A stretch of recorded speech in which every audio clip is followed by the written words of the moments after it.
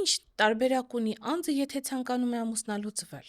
Օրենսդիրը այստեղ սահմանում է երկու ճանապարհ։ Առաջինը քաղաքացիական կացության ակտերի գրասենյակում գրանցում իրականացնելու միջոցով եւ երկրորդը դատարան դիմելու։ Հասկանանք տարբերությունները։ Առաջին դեպքում կարելի է դիմել քաղաքացիական կացության ակտերի գրանցման մարմիններ, եթե կա երկու կողմերի համաձայնությունը եւ չկա վեճ գույքի, երեխայի ապրուստավճարի կամ այլ հարցերի շուրջ,